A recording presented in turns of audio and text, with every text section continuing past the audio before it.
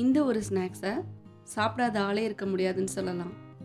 Road கடை காளான் வீட்லேயே சிம்பிள் அண்ட் ஈஸியாக கடையில் விற்கிற அதே டேஸ்ட்டில் பர்ஃபெக்டாக எப்படி பண்ணுறதுன்னு பார்க்கலாம். வெல்கம் டு சன்விகா சமையலறை. வீடியோக்குள்ளே போகிறதுக்கு முன்னாடி நம்ம சேனலை ஃபஸ்ட் டைம் பார்க்குறீங்கன்னா சப்ஸ்கிரைப் பண்ணிக்கோங்க. கூடவே இருக்க பெல் ஐக்கானை கிளிக் பண்ணிவிட்டு ஆல் ஆப்ஷனை செலக்ட் பண்ணிக்கோங்க. ரெசிபி எப்படி செய்கிறதுன்னு பார்த்துடலாம்.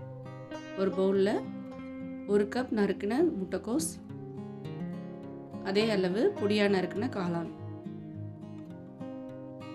1 டீஸ்பூன் இஞ்சி பூண்டு பேஸ்ட், 1 டீஸ்பூன் தனி மிளகாய் தூள், 1/4 டீஸ்பூன் உப்பு,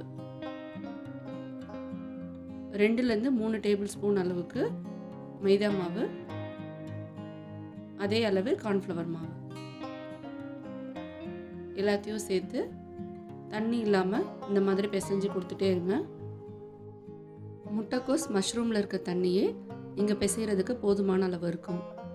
இந்த அளவுக்கு பிசைஞ்சதும் சூடான ஆயிலில் இந்த மாதிரி கொஞ்சம் கொஞ்சமாக பக்கோடா மாதிரி போட்டு எடுத்துக்கோங்க.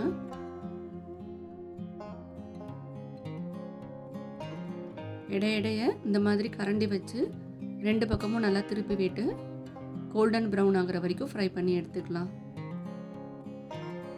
பபிள்ஸ்லாம் அடங்கினதும் ஆயிலேருந்து வெளியே எடுத்துடலாம்.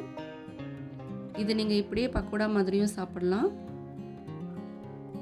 இல்லைனா நம்ம காளான் பண்ணுறதுக்கு இதை ஃபஸ்ட்டு நல்லா ஆற வச்சுடுங்க. இப்போ அதே பேனில் ஃப்ரை பண்ண ஆயிலேருந்து 2 டேபிள் ஸ்பூன் எடுத்துகிட்டு பொடியாக நறுக்குன ஒரு பெரிய வெங்காயம் சேர்த்து நல்லா வதக்கி விடுங்க. வெங்காயம் கண்ணாடி பதம் வந்ததும் 1 டீஸ்பூன் இஞ்சி பூண்டு பேஸ்ட்டு சேர்த்துக்கலாம். இதையும் சேர்த்து 1 நிமிஷம் நல்லா வதக்கி விடுங்க. இப்போ 2 மீடியம் சைஸ் தக்காளியை நல்லா அரைச்சி பேஸ்ட்டாக எடுத்துருக்கேன். இதையும் உள்ளே சேர்த்துடலாம். இதையும் இந்த மாதிரி நல்லா கலந்து விட்டுடுங்க. இப்போ மசாலா பொருட்கள்லாம் சேர்த்துடலாம். 1 டீஸ்பூன் மல்லித்தூள், 1 teaspoon Kashmiri chilli powder, 1/2 teaspoon garam masala சேர்த்துக்கலாம்.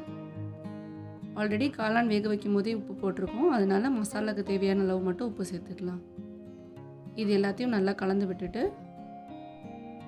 கிரேவி கொஞ்சம் திக்கானதும் ஃப்ரை பண்ணி வச்சுருக்க காளான் பீசஸை உள்ளே சேர்த்துக்கலாம்.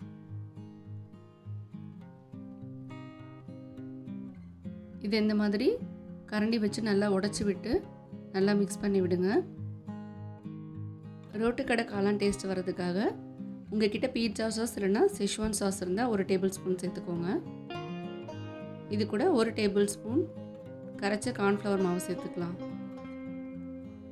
எல்லாத்தையும் சேர்த்து நல்லா கிரேவி கன்சிஸ்டன்சிக்கு நல்லா மிக்ஸ் பண்ணி விடுங்க. கொஞ்சம் கெட்டியாக இருக்க மாதிரி இருந்தால் லைட்டாக தண்ணி சேர்த்துக்கலாம். இந்த அளவுக்கு நல்லா கிளறிட்டு ஸ்டவ் ஆஃப் பண்ணிட்டீங்கன்னா சூப்பர் அண்ட் சூடான ரோட்டுக்கடை காளான் வீட்லேயே ரெடி.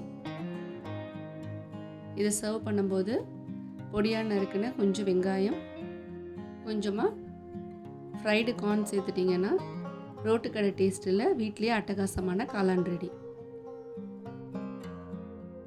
நீங்களும் அடிக்கடி காளான் சாப்பிட்றவங்களா இருந்தீங்கன்னா வீட்லேயே முட்டைக்கோசன் காளான் இருக்கும்போது இந்த ரெசிபியை மிஸ் பண்ணாமல் ட்ரை பண்ணி பாருங்கள்.